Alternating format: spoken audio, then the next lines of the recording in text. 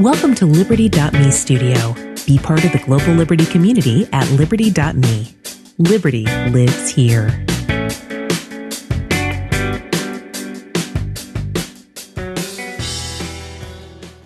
Hey everybody, welcome to the Tatiana Show. Today my guest is Pamela Morgan, my absolute favorite attorney, yeah, I said it, in the Bitcoin space.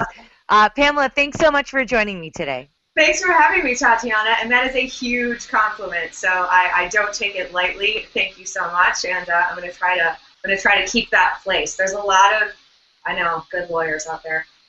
You don't believe me, but there are, and I can put you in touch with some of them. But I don't want to, because I like being your favorite lawyer.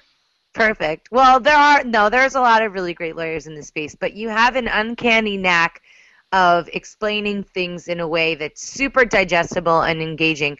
But before we get into all of that, I'm really excited about the show, and I want to jump the gun. Why don't you tell people a little bit about your background and how you fit in? Sure. Well, I'm an attorney, I'm an educator, and I'm an entrepreneur. I've been practicing in the Bitcoin cryptocurrency space for about a year and a half-ish. Prior to that, I was in entrepreneurship education, and I decided to make a move to Bitcoin because I saw the potential to really change systems, specifically the legal system, and make it more accessible to everyday people. So when I was in law school, I recognized the divide, as most people do, in the ability of the majority of people to actually access the legal system and access it in a way that isn't completely overwhelming to them and doesn't take over their entire life. So allowing people to use the law when they can and avoid courts when they can as well. So I saw the potential for Bitcoin, and I got really excited about it. And so I started researching and really focusing my legal practice on helping Bitcoin startups in the space. And that kind of evolved into really learning a lot about multisig and corporate governance and the technology in that. And so that led to the launch of Third Key Solutions, which was launched at the end of March of this year. And Third Key Solutions is a company that focuses on key generation and secure storage, multi-sig, cold storage, and basically we help people, wallets, exchanges, and Bitcoin startups implement multi-sig. Okay. So how do you get other attorneys to pay attention to Bitcoin? Like, how do you explain it to them? Obviously, there's a really big learning curve. I was actually thinking of asking you to explain Bitcoin to a regular person, but I thought that you might have a slightly different approach in the legal world. Yeah, I mean, so, it really depends on whether the lawyer's heard of Bitcoin or not, and usually people have at least heard of Bitcoin at this point. Many of them, and it also depends on how technologically savvy the lawyer is that I'm talking to. So if they're already predisposed to using current technology, then I can kind of streamline the discussion. If not, it takes a little bit of a longer talk. But the key, the selling point, is always my personal experience with Bitcoin. When I had my first client in Bitcoin, and I sent them my invoice, and I was paid in 3 minutes. And yeah, that's minutes. If there are any lawyers watching, it's all true, 3 minutes. Because in lawyer land, we're lucky if we get paid in 30 days, 3 weeks if we're very lucky. Usually it's more like 3 months. Sometimes it's 3 years. It involves a lot of negotiation. It involves a lot of haggling. It involves a lot of billing. So to be paid in 3 minutes for my work was absolutely amazing. I was like, this is the greatest thing ever. And so now I try to only accept Bitcoin if I can for legal services. And that's usually a way that I can explain why Bitcoin is great. And then that leads me into having a discussion with them about, about the way that digital currencies are changing the legal landscape. What are some ways that Bitcoin is changing the legal landscape, and what does the timeline look like on that? Well, again, it really depends on lawyers and their practice areas right now. I know a lot of people that are working in this space, helping startups in this space, and so when we talk about Bitcoin, in my world, Bitcoin touches basically every legal practice. So everything from estate planning, if you have Bitcoin, have you dealt with it in your will? What will happen? What will happen if something happens to you? Will your family be able to access it? To family law, to business. Everything is really going to is already or will be touched by Bitcoin and cryptocurrencies. So I have that discussion with a lot of attorneys. And the other really interesting project, I don't know if you're familiar with it or not, but there's this really cool project called Common Accord. It's commonaccord.org, and they want to decentralize law, which I'm sold already, right? And have you heard of them? No, what does that mean? And because I don't know anything about that kind of thing. Yeah, so, well, fill me in. Absolutely. So we'll have to look at it. And I'm not affiliated with Common Accord at all, other than just being a fan and trying to contribute when I can and trying to get the word out. But when I was first approached, I was approached by them with this idea that, hey, have you seen this decentralized law project? It might be something you're interested in. And when I started looking at it, and if you can pull up the website whenever, again, it's commonaccord.org, their goal is law for the 21st century. And it's a combination of open source law with code. So why that's so cool is we hear a lot about smart contracts, right? And so what exactly is a smart contract? And that's a huge discussion. We could talk for hours about that. But at its core, a lot of people are moving towards the idea of having a smart contract be the things that can be executed automatically, plus legal language in the background, so that if something does end up having to go to court, you can actually have a judge adjudicate the rights. So that's what Common Accord does. Common Accord takes legal documents, like I can send them a document, or you could send them a document for a performance, and they would take each section of it and put it into code that then could actually be put into a smart contract and pulled up and automatically executing payment provisions, etc. I'm not really sure that I understand how that would work. So I have a few different questions. Sure. The first question is okay, if there's all these people and are they making up laws, or are they just storing your contract online for reference later? And go ahead. Question. Okay, good question. So we've seen this discussion, and I don't want to get too into it, but we've seen this discussion with Roger Ver and OKCoin, and this idea, I don't know if you've been following it at all, but there's this whole thing on Reddit about whether or not this contract was forged, and there are two different versions of it, and one has a termination clause and the other doesn't, and one has, both of them supposedly have the signature, but that's not really true. Anyway, so right now what we can do to prove a definitive contract in the regular world today is use something called proof of existence. And so if you and I have a contract, once it's signed, we can put that contract, essentially put a hash of that contract on the blockchain. Why that matters is because later on we can say, okay, is this the real contract? And you can say, yes, it is. And you can prove it because you can match the hash of the document to the hash that's on the blockchain. So you can definitively prove the very last version of the contract. So that's a powerful tool, and it costs in today's Bitcoin price, I don't know, 50 cents, 75 cents, something like that. Really, really cheap to do. So you can do that now. How Common Accord is different is Common Accord basically has and please don't hold me to this, I'm going to do my best, but again, I'm not affiliated with them, so I'm going to try, this is kind of third party here. But basically what it allows you to do is I as an attorney or you as a performer can give them your contract. And they will take clause by clause and code it so that your smart contract later will pull each clause in back to that definitive document. Now, hopefully you'll never actually need the document, right? Because the smart contract will fully execute. But we can anticipate, there will be situations where a contract will not fully execute on its own. And those would be called exceptions, right? So let's do a real world example. Let's say that you are hired to sing at an event, okay? How can we turn that into a smart contract? Well, one thing we could do is send the document over to Common Accord, and they could put it into the code. then what would happen is we could tie in these clauses from the code to Bitcoin payments. And we could secure those payments. They would basically be put up, almost like an escrow, and they would be put up. And if everything went well, the code would then execute after your performance. So it would say after a certain date, after Tatiana performs, the money is automatically released to her. Does that make sense? So if something happened in the interim, like let's say that you were unable to perform or they canceled for whatever reason, then you'd have something called an exception.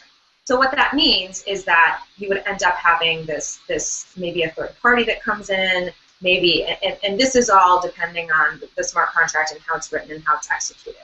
But the exceptions are the interesting part, and the exceptions are usually where people end up in court. So what we're going to try to do is avoid that by including as much as we can in the front end. How does the contract, I mean, a contract is a piece of paper. How does it know to release funds or not? Yeah, so that's part of tying in the payment mechanism. So in a regular, standard contract today, we have a bunch of promises, typically, right? You promise to perform, I promise to pay you for a performance. So it's a bunch of promises. Where the difference comes in with smart contracts and with Bitcoin, and the powerful, I think one of the most powerful aspects of it, is that in really high value contracts, like for example, when you're selling a home, you have a third party involved and you have an escrow agent, right? And so I say to you, Tatiana, I'd like to buy your house. And you say, okay, well, give me a deposit down, and there are all of these things that both of us must do in order to basically have you give me the deed, and you give me the deed, and I give you the money, right? So there are a number of things that can be automated in that process, right? Like after a certain amount of time passes, you either give me a firm offer, or you get your money back, or, et cetera, et cetera. So those types of things that will automatically happen for the passage of time, or things that we can prove definitively happen maybe by a third party, those things can be automatically executed. But we can't make you do a walkthrough of the house, right? Like we can't physically make you perform. We can't physically make you, sing. You could always say, no, I refuse to sing, right? And so those things you can't actually automate. So those parts of contracts can't really ever be covered by quote-unquote smart contracts, fully automated contracts. We wouldn't want them to be anyway. So, does that answer the question? Somewhat. So the advantage is that you don't have to have an escrow agent. You don't need the assistance of somebody outside, except that you'd need somebody who knows how to make a smart contract in the first place, which is a whole other ball of wax. But you don't need an escrow agent necessarily. And why wouldn't somebody want an escrow agent? What reasons? Well, so one of the really interesting parts of especially multi-sig is that traditionally when we think of escrow agents, they are bankers or lawyers, and they keep banker and lawyer hours, and they charge banker and lawyer fees. Oh, I saw that. So it's okay. You're working on this, aren't you?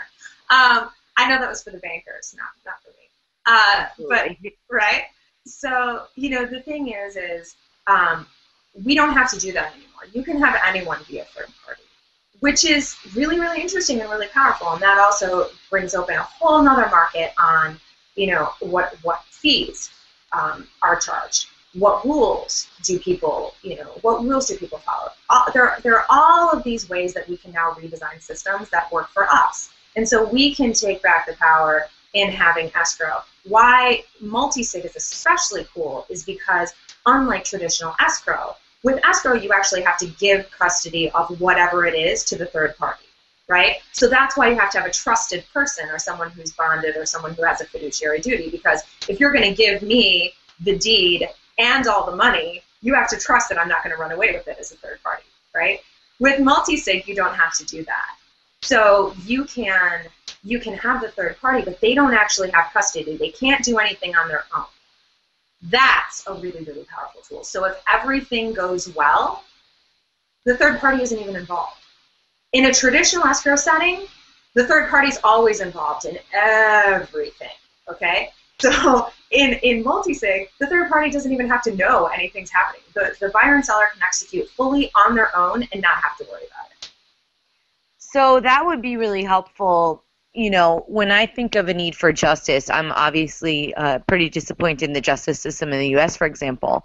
But that's not even necessarily where this could be really mind-blowing. Like, you could be in Africa and do something, or like in some other place where they don't have escrow agents roaming around charging a bunch of money. I mean, at least we have them, even though they're expensive and it's a pain in the butt to deal with them.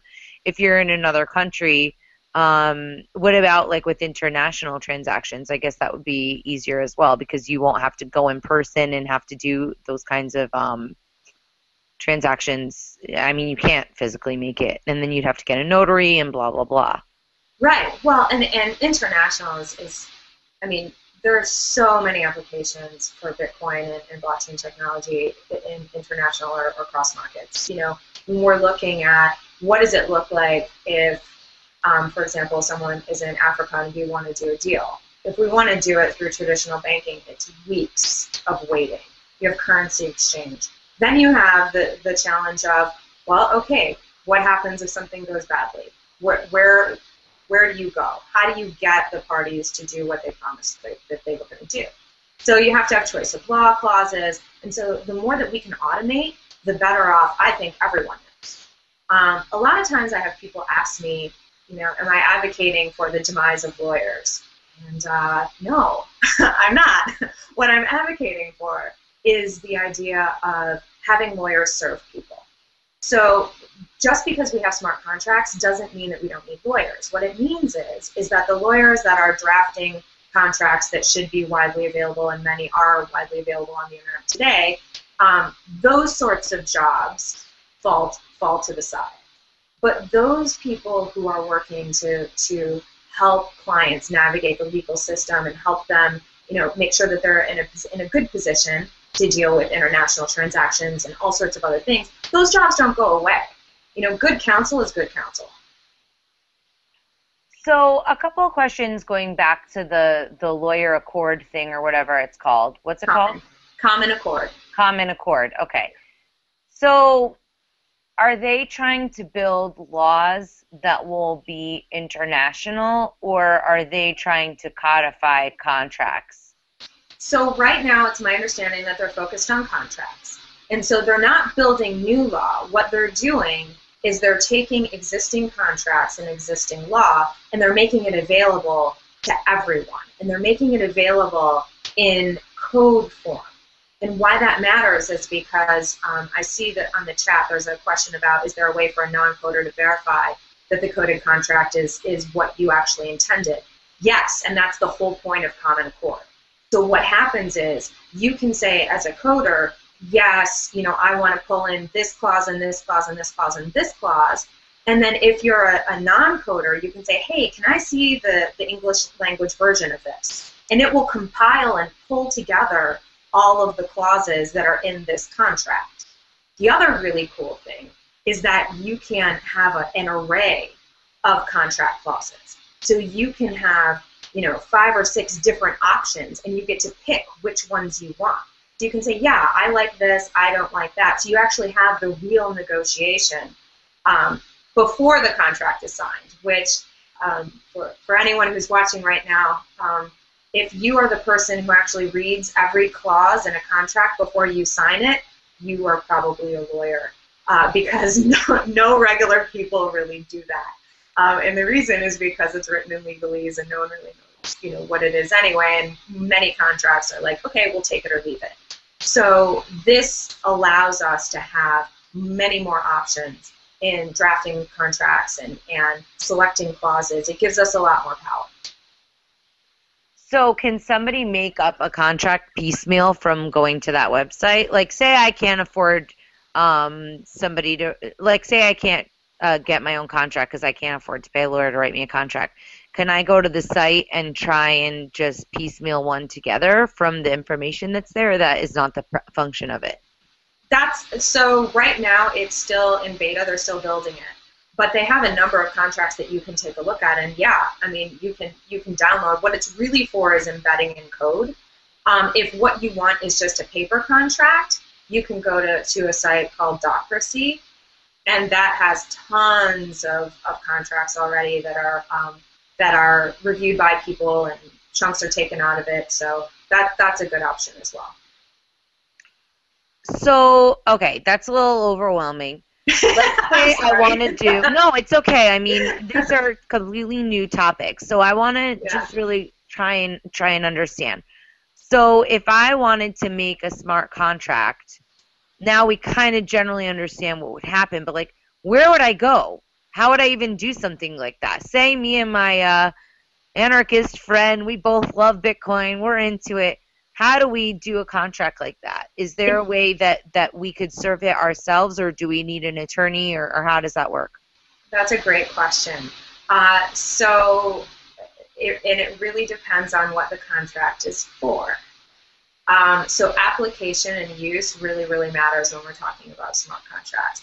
So to the extent that you can automate, to the extent that you can agree on payment terms and payment times, and you can put the money up in a multi-sig for escrow, that sort of smart contract is available right now. But as far as a contract with its full terms, able to be executed on the blockchain and definitively proven in court, that doesn't exist yet. So we have to get to the point where we have smart contracts first, and then they'll necessarily end up in court just because that's how people are. And I know that we many times don't want to think that way.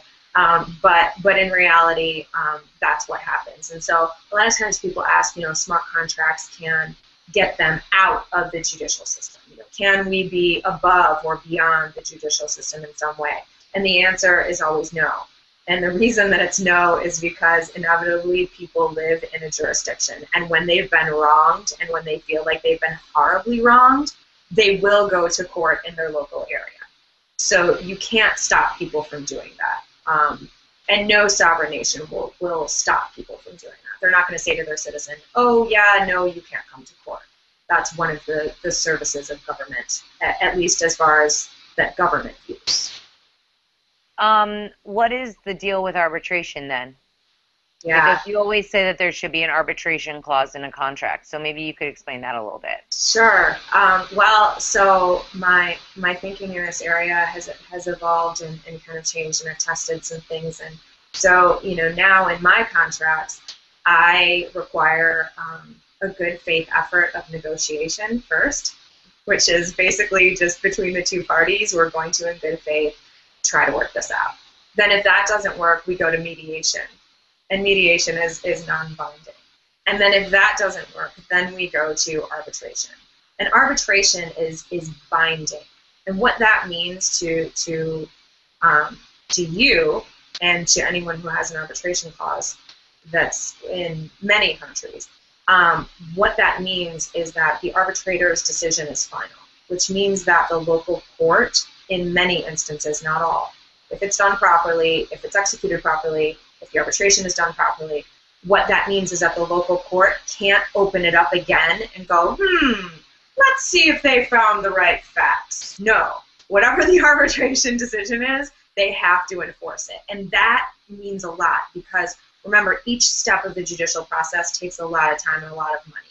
So if you can have a final decision like arbitration that really local courts will enforce, that's a powerful tool. Also, arbitration is significantly different than traditional court systems in that the discovery time can be limited. You can do video participation. So when we talk about having international contracts, you can include an arbitration clause that allows you to participate in any hearing via Skype if you want to, or Google Hangout, whatever.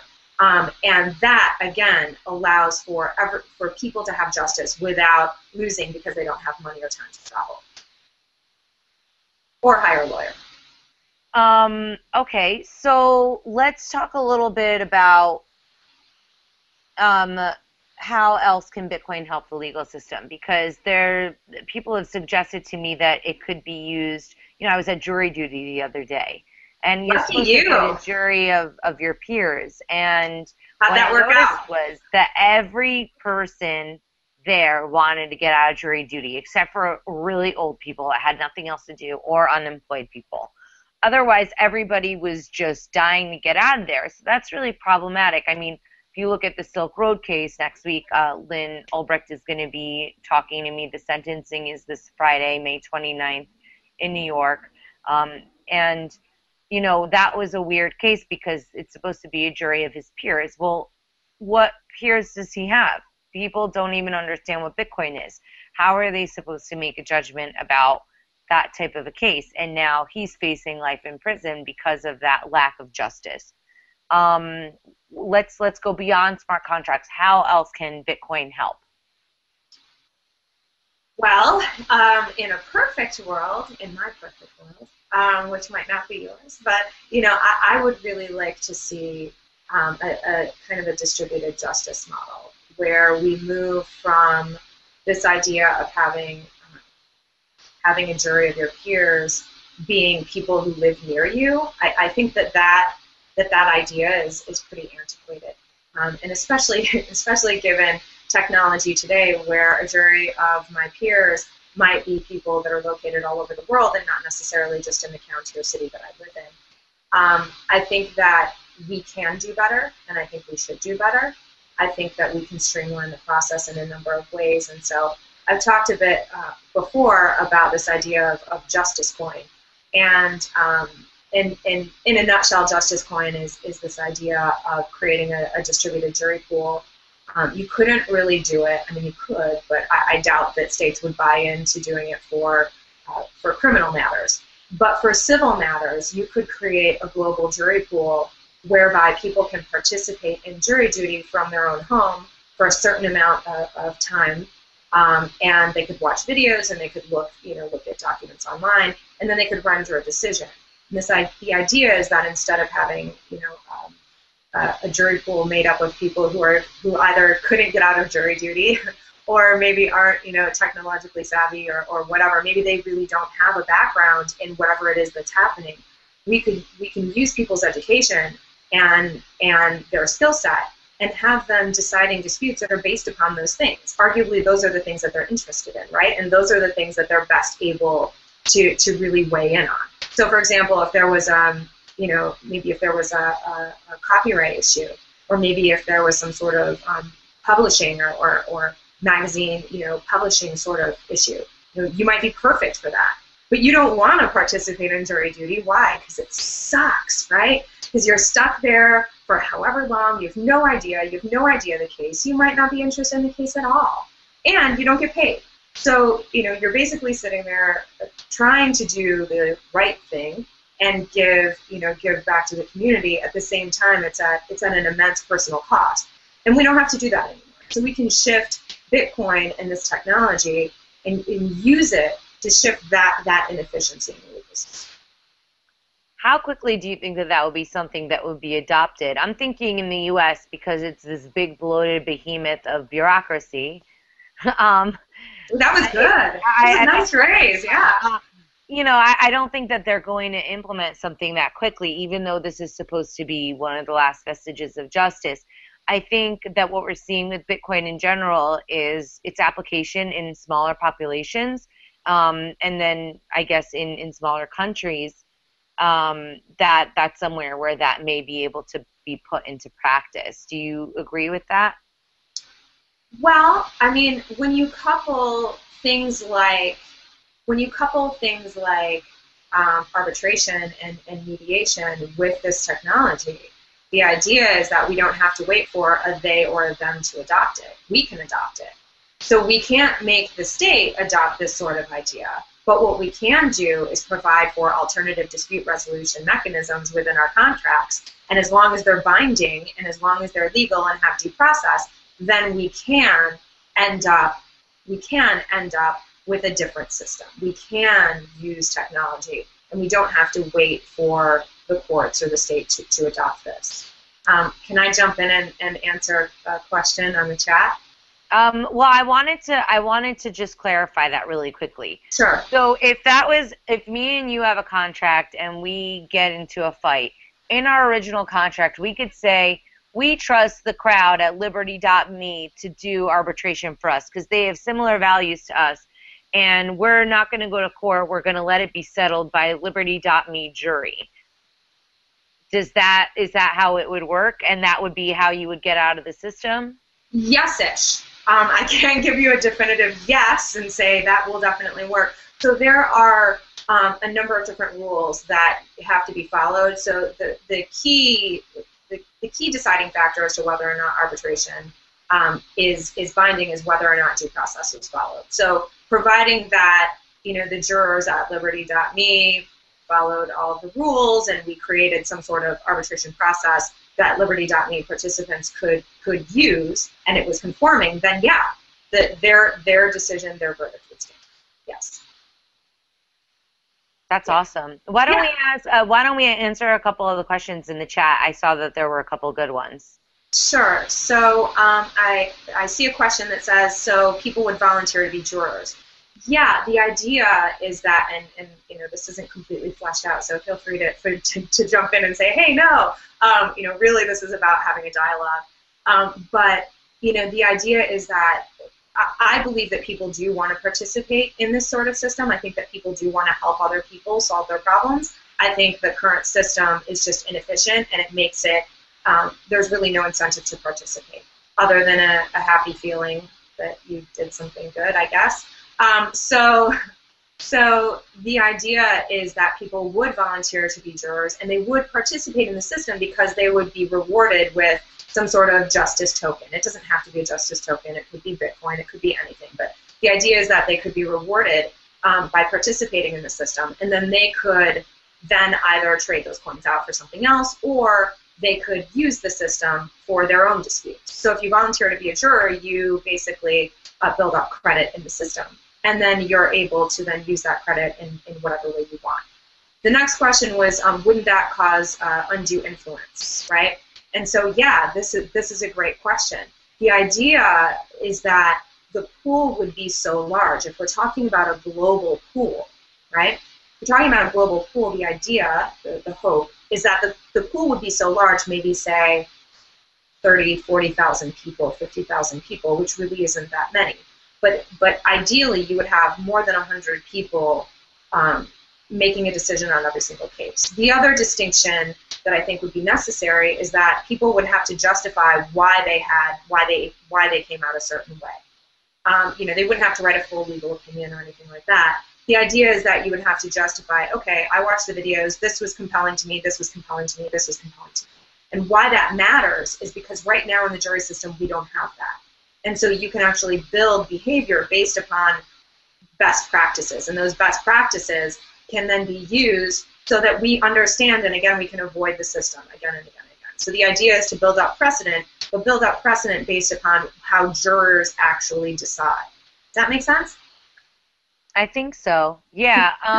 You're like, so people have like competitive jury pools. So the Let's Talk Bitcoin jury has a better rep than the Liberty.me jury for this one type of thing. Would there be competitive jury pools potentially? Yeah.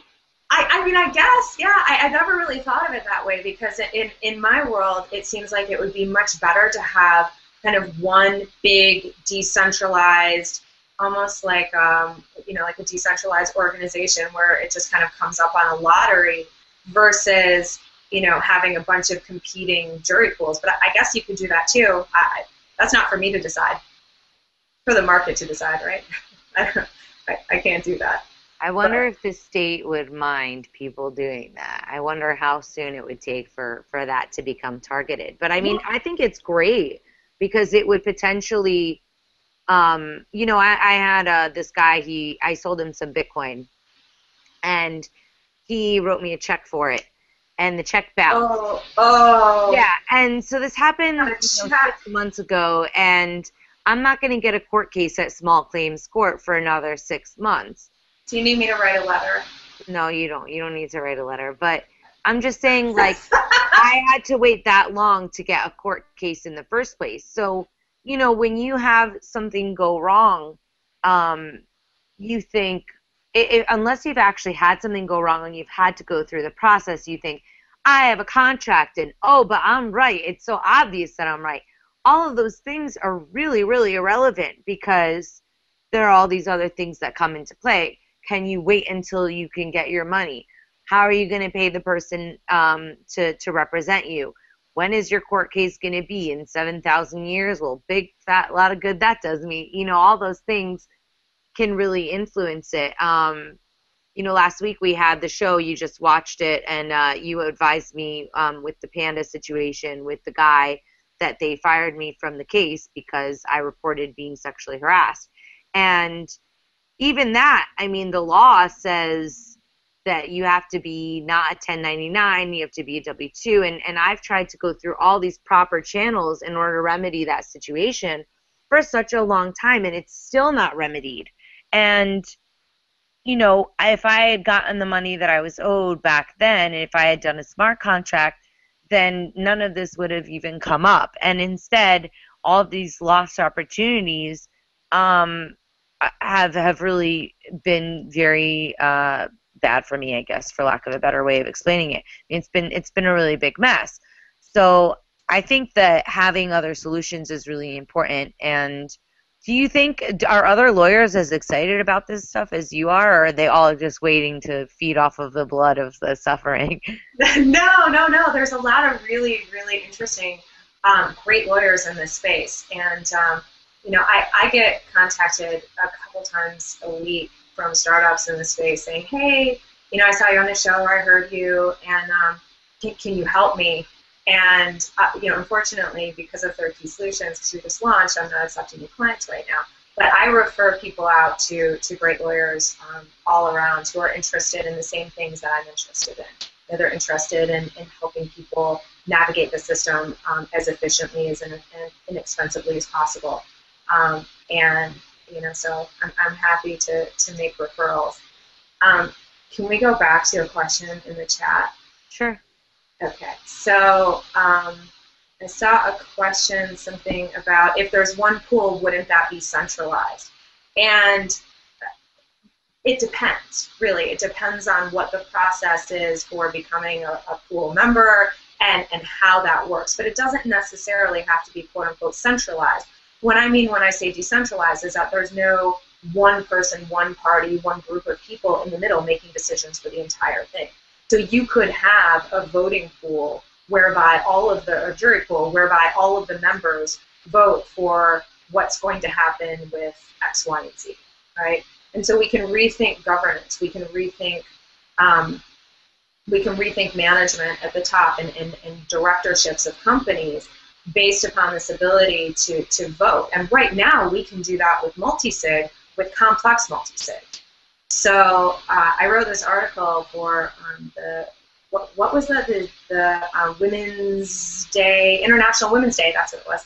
I'm like, I wrote this article, and basically it was about how you can manage co-ops using multisig. And what I mean by that is you can democratize small co-ops. So 15 or more people. You can actually have a multisig address that has up to 15 signers on it. So imagine we are part of an organization. Let's say we're part of an organization that has 5 members. Okay, we could create a multisig. Address whereby the funds all go into that address any way we want, right? No one has to sign to have the money go in. But it would require 3 out of the 5 signatures in order to take money out. So basically that would require a discussion amongst the people who were involved, who were signers, and they would all have to agree, and they would all have to signify their agreement by signing the transaction.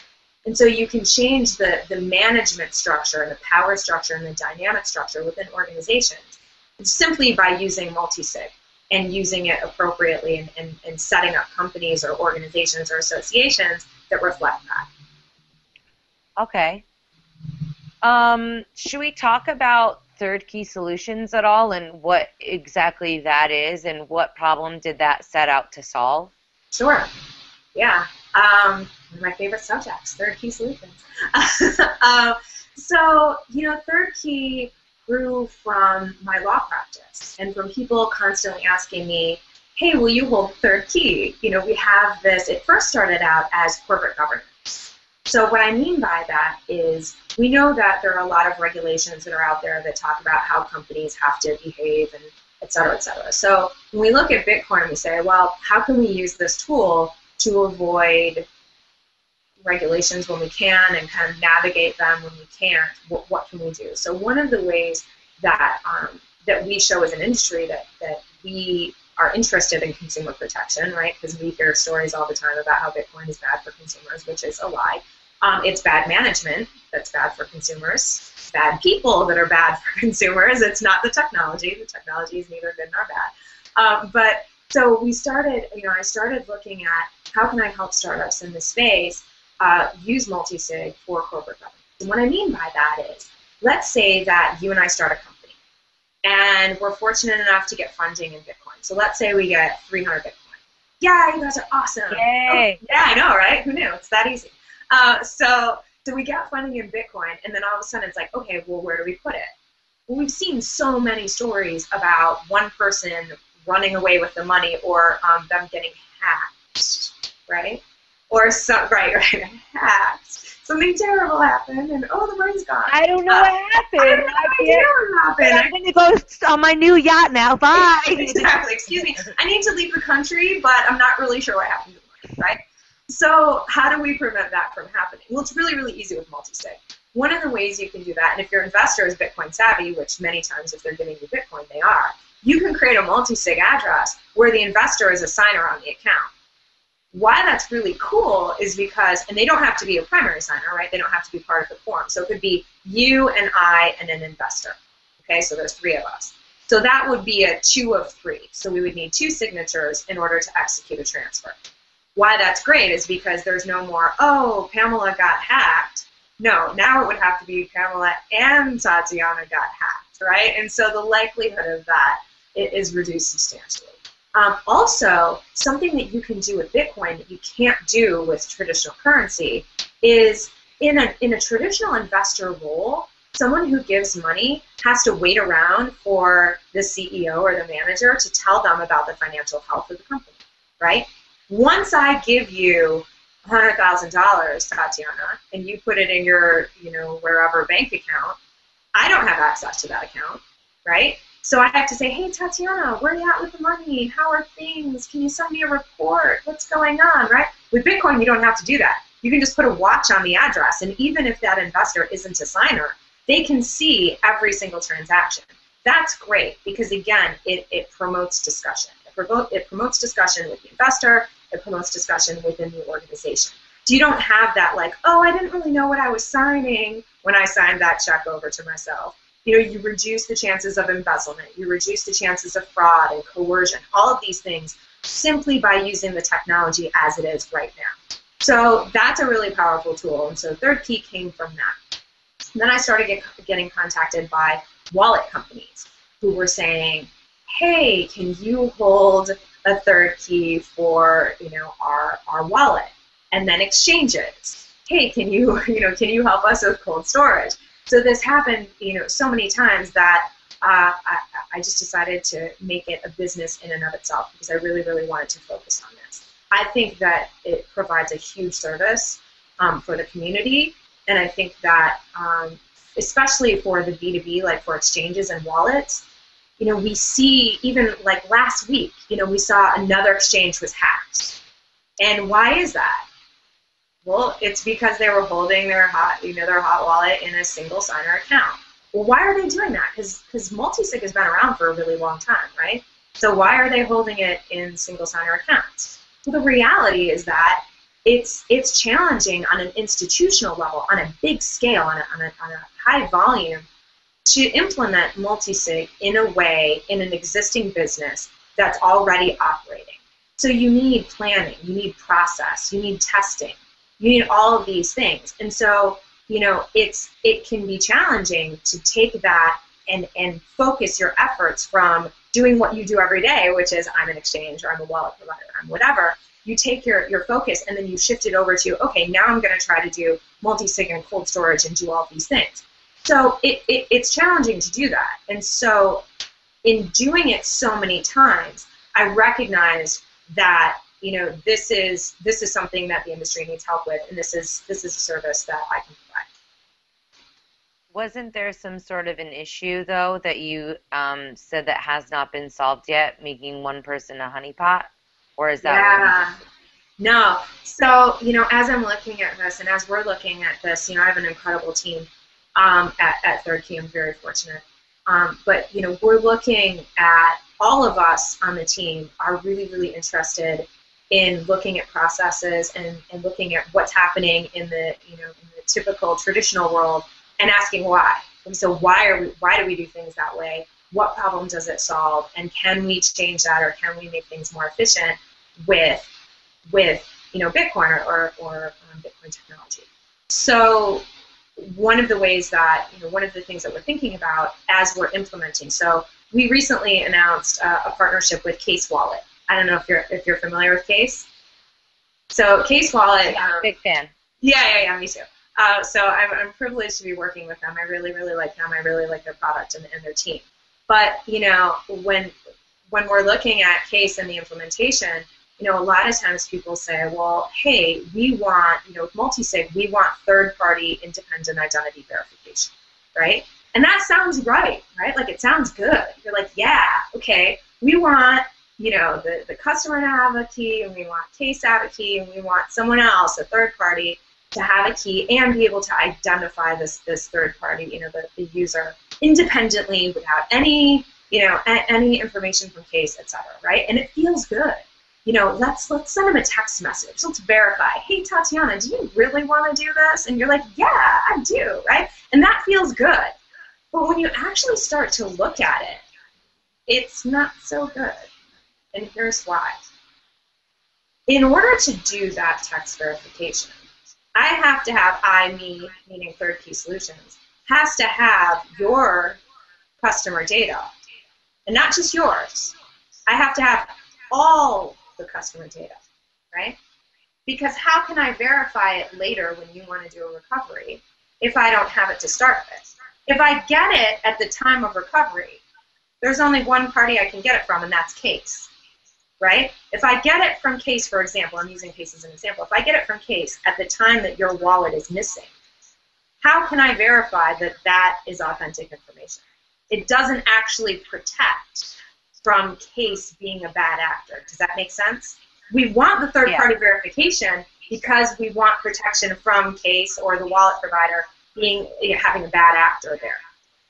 But it doesn't actually protect unless we get the information first. So if we get the information first, then we become this big honeypot of all of the customer data in Bitcoin, right? Oh, now I have, Case is my client. I have a number of other clients. Pretty soon I have a nice big beacon. Hey, do you want to know anything about, people in Bitcoin? Well, you could go to Third Key Solutions and take their customer database, right? So this is what we want to avoid. We want to avoid recreating this idea of keeping customer information with third parties. We want an independent knowledge-based verification. And so what we're doing is we're creating systems that not only protect the third party or the customer as much as possible, but they also protect not only their Bitcoin, but they also protect their information. We're also really, really privacy-minded. So we're looking at creating different solutions whereby we don't create a honeypot for whomever, the government seizure, or for hackers to come in and find out information about everyone. And I'm sorry, the chat was too funny. No, we cannot protect you from having Nicolas Cage be a bad actor. We cannot do that. But we can, however, we can protect from people inside an organization, a single bad actor within an organization. So one of the things that we do is we verify with people within an organization, voice verify and PGP and all sorts of other checks and balances, and we make sure that they're following their internal policies. And as long as their internal policies are strong, the consumer should be protected. And they'll definitely be more well protected than if I just send them a text message, right? Okay. Additionally, a lot of times we forget that text message verification only counts if your phone wasn't stolen.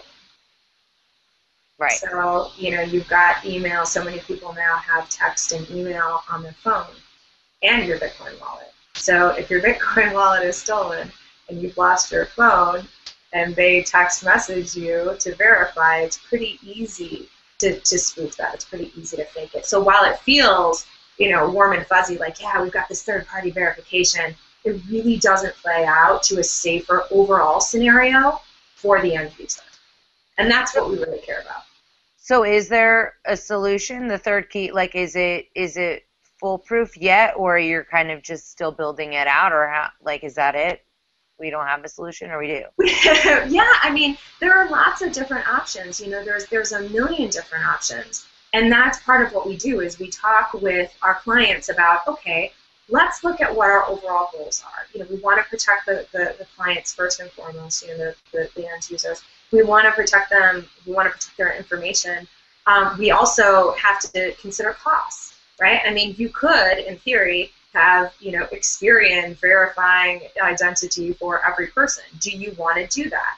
It also depends on whether or not they're located within the U.S. It depends on whether or not they're complying with, AML, KYC sort of stuff. It depends on, we have clients all over the world. Some of them are not required to comply with that, and some of them don't want to comply with that. So we really build customized solutions based upon the idea of, again, consumer privacy, consumer protection, and building solutions that work with the community. Cool. So where do you see the future of Bitcoin going? I guess it's kind of hard to tell, but I like asking that question. I want your predictions. I don't know. I know that there's a lot of investment. There's a lot of institutional buy-in. I'm conflicted about that. But, ultimately, I think that Bitcoin is here to stay. I don't think it's going anywhere, and I'm happy about that. I think that the technology is allowing us to rethink systems, and again, it's allowing us to ask why. Why do we have banking hours? Why do we have to have a third party in the middle of all of our transactions? Why can't everyday people get the same protections that the most well-off people get? Why can't we have an independent third party? Why do we have to use these traditional, typical means in order to protect ourselves? And what is consumer protection really? And how do we stop paying lip service to consumer protection and actually implement things on our own with our own technology that do, in fact, protect consumers and protect investors? Do you think that the government could benefit or abuse some of this technology? Like, how do we prevent the abuse of this technology? I mean, I think I can't say that every single person in government is a horrible monster that can't wait to, take advantage of the poor little servant class. But, there are definitely some people in the government that love that type of thing. So how do we, the people, which outnumber the government, at least let's say we can't have an anarchist society, I don't even know if we're necessarily ready for that, whatever, different discussion. How do we make sure that the government takes advantage of this technology in the best way versus in a way that kind of continues to tighten the noose, so to speak?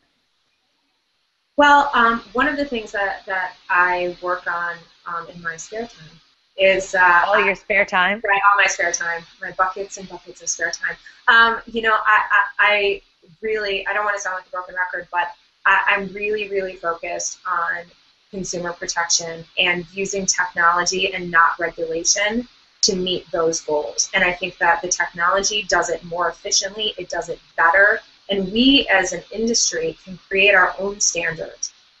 One of the things that we haven't talked about yet, and I know we're running out of time, but we, concurrently with our launch of Third Key Solutions, we announced something called the Key Recovery Network.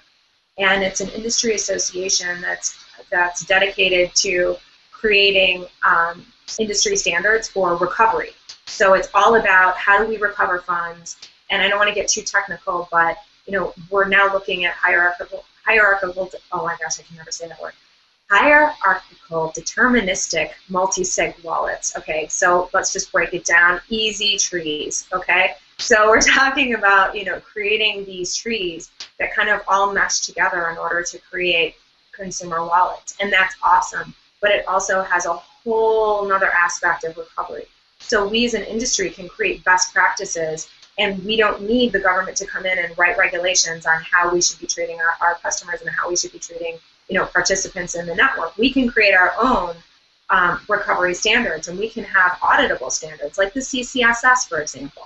And if anyone out there doesn't know what the CCSS is, it's the cryptocurrency security standard, and it's out for open public discussion right now. It's on GitHub. It's a public community project, and it's based on creating some standards in the industry about, hey, how do you really, how should you generate keys?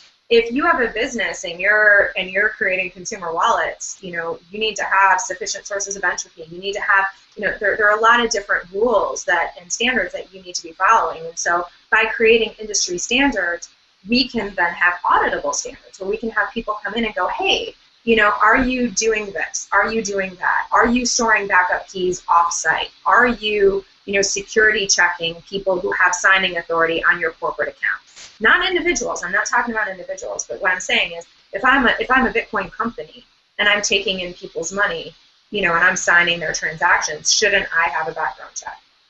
My vote is yes. We don't need government to tell us that, though. We can do that on our own, and we are doing that on our own. So comment is still open for CCSS, and if you're interested in that sort of nerd stuff, like I am, you can go there and check it out and make comments and participate in the process, and I really encourage you to do that. Okay. This has been really, really good. I want to have you back on another time, and I want to kind of review some of this stuff because I know it could be a little bit tricky.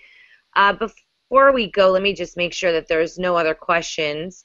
There's some really good jokes about Nicolas Cage on here for some reason. He's the butt of jokes. I actually think he's a fine actor. And I did like Face Off, so that was a nice tie-in there. I can't really see who said that, but I have Face Off right. There was a punathon going on. Yeah. Okay, so where can people find out more about what you're doing and catch up with you? Third Key Solutions obviously has its site. You could plug that and your other stuff. Where can people catch up and find out more? Great. Well, you can find me at Empowered Law, EMPOWERED law.com.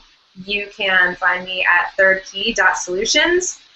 You can find me on Twitter at PamelaJD, PAMELAWJD.